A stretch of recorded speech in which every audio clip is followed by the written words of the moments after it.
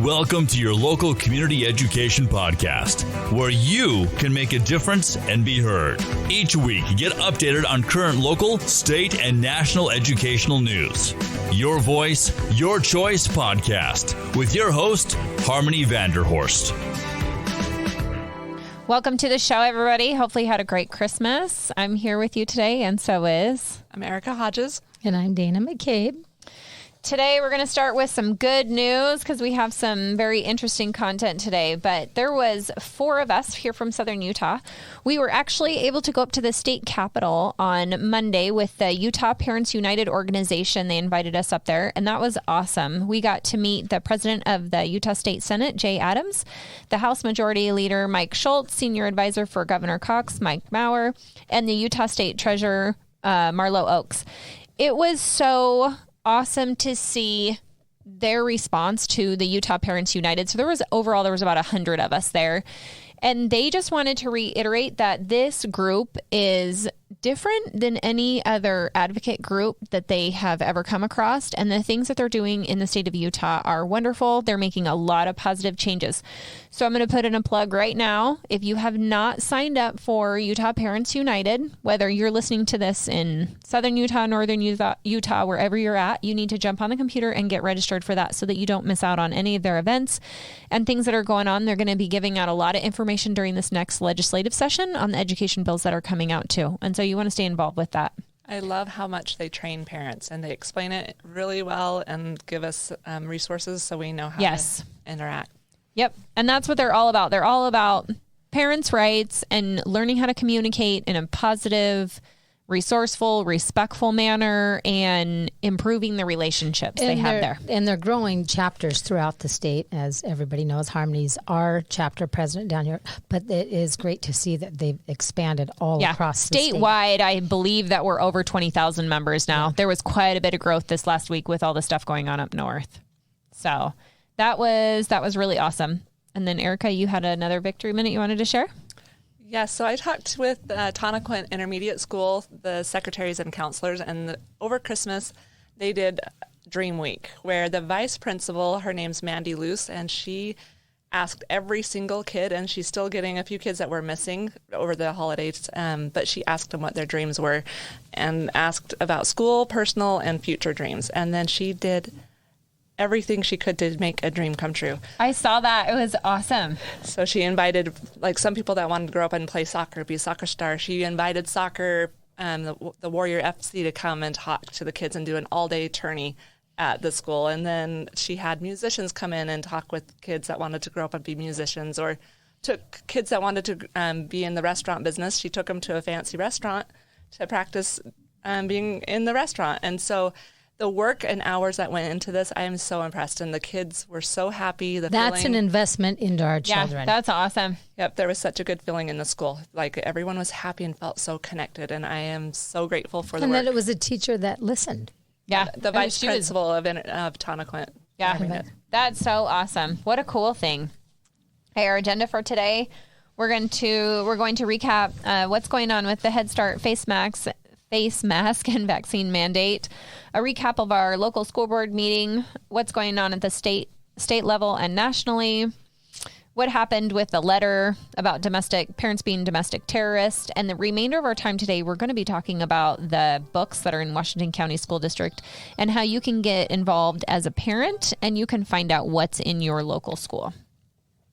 So first, the Head Start. Erica, you want to take that? What's going on with that? So over 24 states filed, the attorney generals filed an injunction, and so it stopped the federal mandate that would force the children to mask and the workers and volunteers to get vaccinated.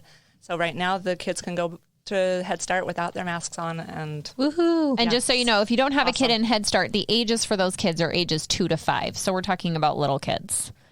Yeah. And then we'll continue to report on that as that case, as more information comes, we'll give you guys updates on that. We had a school board meeting this week on Tuesday. Our next school board meeting will be Monday, January 31st. Now, this is a work meeting. There's no public comment here, but it is a meeting where you find out a lot of information. So these are very, very informative meetings. If you can make that, I would definitely put that on your calendar. Some of the things they talked about the book review a little bit. They revisited what's going on with that in each one of the schools, but we're going to go in depth with that at the end, and we'll tell you what's going on there. They are rezoning the areas for school board representatives.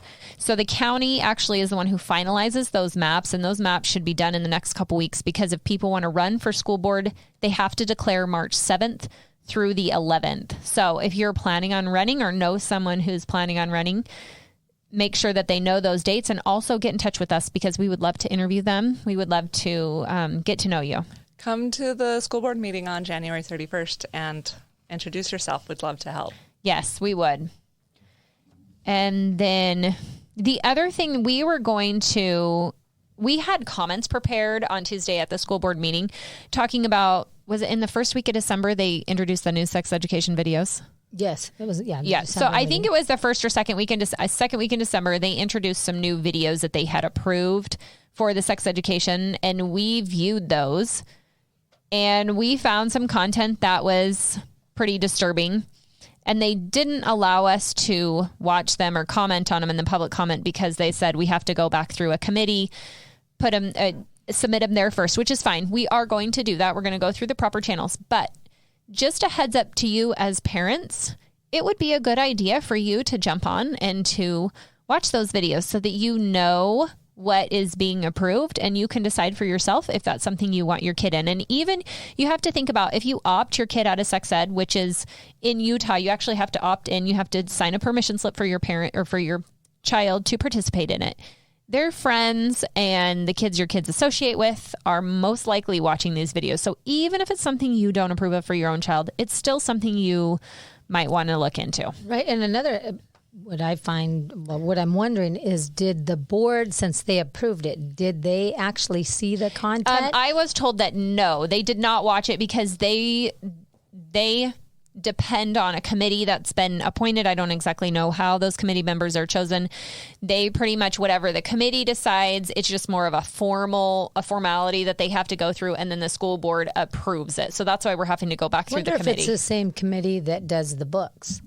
It's media. It would be someone over the curriculum. And as I understood it, though, that they presented and said, these are what we're adding, and they voted and said, yes. They voted and said yes. It was already approved. Yeah, well, I was told that technically the school board members don't actually watch it. They just depend on this committee. The committee approved it. They gave it a unanimous vote, so then it goes to the school board. Interestingly enough, we never heard about it at any of the work meetings. They never talked about it. So we'll put that through the committee, find out what happens there, but we are going to talk about them in another podcast. We'll get into those. We also are still waiting to hear their response to their letter that they sent to the USBA addressing the NSBA about parents being domestic terrorists. They still have not released any information on that. There was some parental requests at the last meeting about that too.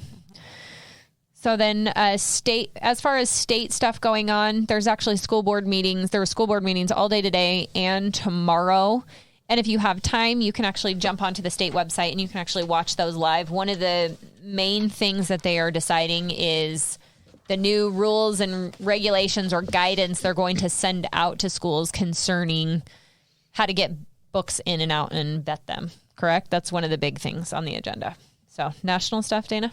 Yeah, and just to reiterate, would be interesting to get a report. Our school board was with the USBA last week for a training session for 2 days, correct? Yes. Nothing was brought up about that meeting, but I'm really curious to see what was discussed in that meeting. So we'll have to do a little bit a dive on that one. On the national level, National School Board Association, that issue is still a hot topic. New emails that came out this week show not only was the Biden White House, the FBI, the DOJ in on it, it's come to light that the Secretary of Education, Cardona, was in on it as well. Now there's calls for his resignation because he was reaching out to the NSBA, then the NEA.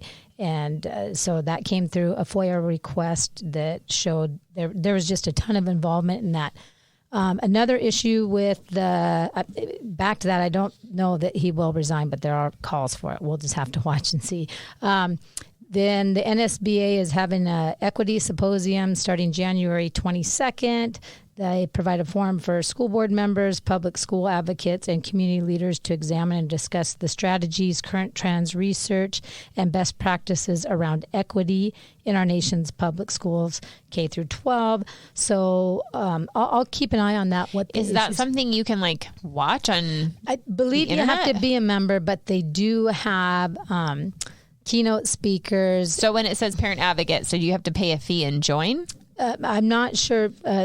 I believe it's just for members, and it's like school advocate, public school advocates. I think it's people that are part of their union. Oh, okay. But I will find out more about that. I will be following. Yeah, the stories. I would be interested to watch that. Yeah, because they have when is it? On January 22nd.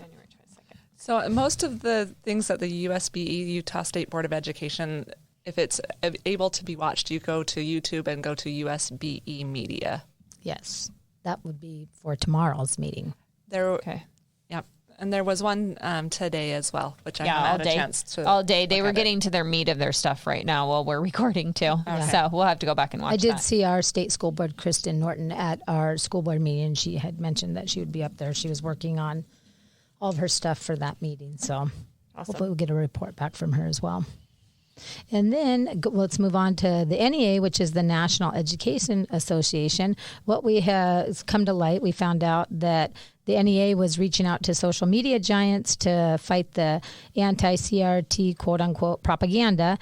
This all appears to be a concerted effort at a minimum with the federal government, specifically the Biden administration at the highest levels, as we've stated before, on the NSBA, along with the media giants to label and censor parents using the Patriot Act. So they've been working on all fronts to silence parents and kind of backdoor, and the NSBA letter was just the way to do it. Since then, there's this came to news the other day that there's a federal lawsuit against a local school board in New York, a parent and a radio host, Shannon Joy. She was arrested last year for allegedly trespassing. She was in a school board meeting. She claims she pulled her mask down to put in a piece of gum. They stopped the meeting, called 911. They had her arrested. Eventually, the charges were dismissed in the interest of quote-unquote justice. In her interview, she stated she was targeted for her past activism and was meant to be made an example to deter parents from speaking out. It reminds me a little bit of what happened with the case in Colorado that we covered several weeks ago. So we'll have to watch, but it looks like that's... And that just happened this last week, correct? That's correct. Not the arrest, but the federal lawsuit against the school board. So this is in line with the intentions with what the NSBA letter was supposed to do. She's said it's really divided their community. It was actually, her family, her husband, I believe, is a therapist at a school there, and she said, they were just trying to intimidate her, but as is the mom in Colorado, she's not going to back down. So she had a great interview with Megan Kelly. I'm sure you guys saw it and discussed it. So, yeah, it was. Yeah. That'll be interesting to watch, see what happens there, too. A mom that's really involved and cares. Okay, so now we're going to talk about these books in our schools. And if you've watched the news at all, this started as, some parents requesting some information on books, and it has kind of become quite a little tornado around the country. We have the ACLU stepping in up north. We have, is it KUTV? KUTV just did a news article on it a couple days ago.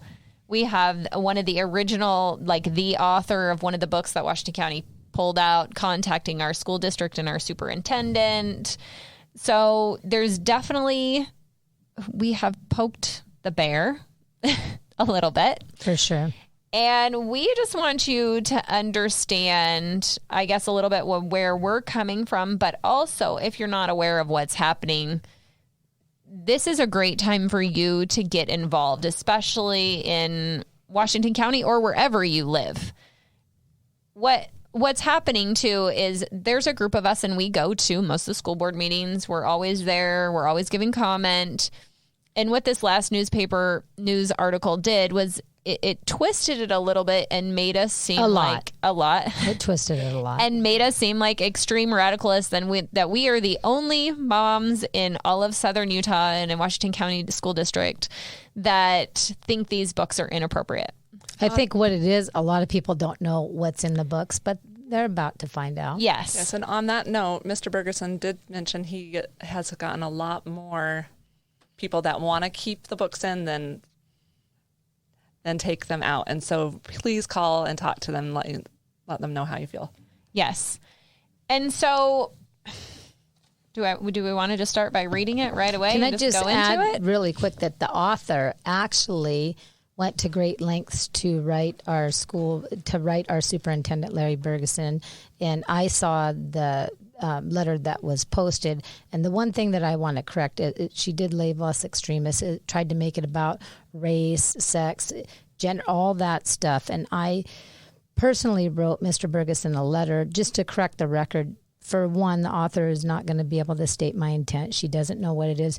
You could remove gender. You could remove race. The content would still be a problem. So we didn't invoke race. The author did. And so I just want that to be very clear. It doesn't matter. This isn't a racial thing for us. It's the sexual content in the book that we feel like as parents is not only do we feel like it's inappropriate and not age appropriate for any kid in school, but it's also against the law. It's against, and to add, Mr. Bergeson, our superintendent, thought it was inappropriate enough to be the deciding vote to remove it. So it wasn't just some moms. It was the superintendent who voted the book out. He had the final vote, just to make that very clear. And they had a committee of eight people, a very diverse committee of, we're assuming, parents, administrators, librarians. They didn't just pick random people. They were very conscious about who they picked, who would be good on this panel. And this panel decided to remove this book out of the schools as well. And he had a press release saying, until we have a rating system in place, we have to use what we have within the constraints of the parent involvement within the district. So I appreciated that. Yes. And so what we're going to do, because we only have a little bit of time just to kind of let you know what's going on, I just want to tell you a little bit of my personal story on how this came about in my own life. I have 2 kids who are very avid readers, and I have always trusted the system. I told my son one of these books that was on this list, I didn't realize was on this list. It was also a Newbery Award book. It had actually received numerous awards. We were at the library, and this was a couple of years ago, and he'd read all the stuff, and I said, well, just go to that poster and look on there and see if we can find any of those books in here. And so we picked out one, and I said, oh, that's great. Just read that. And I knew that all my girls in the background this last 3 or 4 months were doing all this research, getting all these books, and we're sitting in this school board meeting, and we get a copy of the list of these books. And I was horrified as a parent when I saw this book on this list, and I thought, oh my gosh, I told my kid to read that book because I didn't read it. I didn't vet it. I trusted the system. And I thought, if it won an award, it went through a big committee. Like, these people are here. Like, these people want good content for kids in this age group. And so we're going to send, if you have children listening to this is sexually explicit, but this currently is a book that is still available. This will give you a couple seconds to get them out of the room. Yes, Dixie High School, Mill Creek, Crimson, Water Canyon, Sunridge Intermediate, Crimson Element, and it's on Crimson Elementary ebook. Okay, and it may be in other libraries in our school district. That's just so far what I found. This is just a few. It takes a lot of work for one mom to go through all the schools in the district, and that's not even possible. So actually what we're going to ask is that every single school, if you want these out of your school, we are going to have parents a parent from every single school approach your principal, approach your librarian, find out what's in there, and find out what's appropriate for your kids, because we can't do it. And you did say this was in an elementary school before we read it. And, yes. we're having to give a warning. On an ebook. So I don't know how they're accessible in that elementary. I'm not sure. But it's, okay. Gotcha. Okay. So this is The Perks of Being a Wallflower. The kid's in here. It's okay. And the boy pulled her shirt off and started to kiss her breasts. And then he put his hand down her pants and she started moaning. I think they were both very drunk. He reached to take off her pants, but she started crying really hard. So he reached for his own. He pulled his pants and underwear down to his knees. Please, Dave, no. And she grabbed his penis with her hands and started moving it. After a few minutes, the boy pushed the girl's head down and she started to kiss his penis. Then she was still crying. Finally, she stopped crying because he put his penis in her mouth, and I don't think you can cry in that position. This is just one excerpt from one book. And we have, currently? Over 38 that I have found so far. Books that have similar content. Very disturbing. To this book. And so there's been some talk about what to do, what's appropriate, whether we're trying to censor these books, whether we're trying to book ban. And let me just make very clear, we are not trying to book ban. We are not trying to say this author doesn't have a right to write a book like this. They have every right to write a book like this. We just feel like the public education system is not the place for this book. And one of the Out of Darkness is the one that was pulled. Mm-hmm. So Out of Darkness is it was the book that was pulled from our school library. And one of the arguments that the author gave was this book talks a lot about minorities. I guess it takes place in Texas or something. And it talks about minorities that were not, their stories were never heard. And so it identifies with these kids who don't have many novels written about them. And so it's very touching to a big portion of kids today that have never had that experience relating to literature that way. And so I understand that. And I think there is absolutely nothing wrong with that. And honestly, I think that's what literature is supposed to do. It's supposed to help people recognize their culture, where they came from, these stories, help them connect. There's just a place for it. Yes, and help them emotionally connect. But the sexual content of that book, in my personal opinion, doesn't make it better. It's a portion of it. And I do believe that there was a book actually that my kids read about a prisoner of war, and they actually had an adult version of it, and then they had a teenage version of it. The teenage version of it took all the violence, all the sex out so that it was appropriate for teenagers, took all the vulgar language out, and it is one of their most favorite books. The book wasn't censored. It was made age appropriate for these kids, and they were able to experience the literature portion of it and learn about this prisoner of war and all the things that he went through and all the things that literature is supposed to teach us about. It was still able to do that without the sexual content. So we do feel like there's some things that can be done, but the first thing that needs to be done is parents, you need to find out what's going on in your schools. We cannot do it for you. That's a great example though about how the book, it was just altered to fit the appropriate age group. And I'll find out what the name of that book was. I cannot remember it off the top of my head, but it's an excellent, and they have read hundreds of books, and both of them, it's one of their favorites. And Larry alluded to in his press release, the superintendent, that it wasn't that a problem with the whole book that we had. It was just the few little pieces. Yep. And I just want to put in, I spoke with the Attorney General's office today and asked if a parent gave pornography to their child, what would happen? And she said that they would be investigated, their children would maybe be removed, and CPS would be called.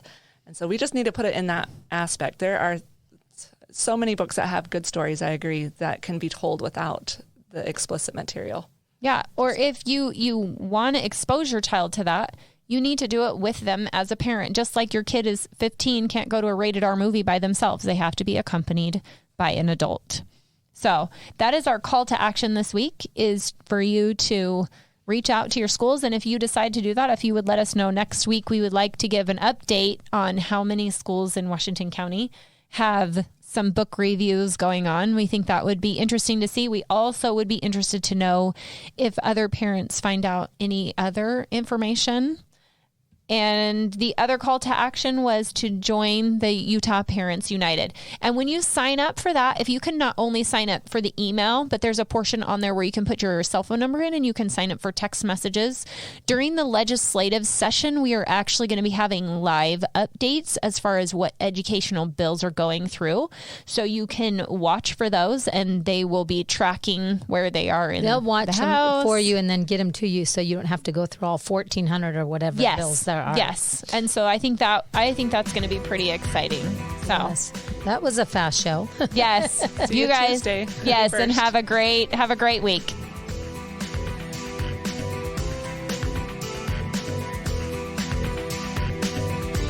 You've been listening to Your Voice, Your Choice podcast with Harmony Vanderhorst. Like and follow our Facebook page, subscribe with your favorite podcast platform, and most importantly, share this with your friends. Till next time, this has been Your Voice, Your Choice podcast with Harmony Vanderhorst.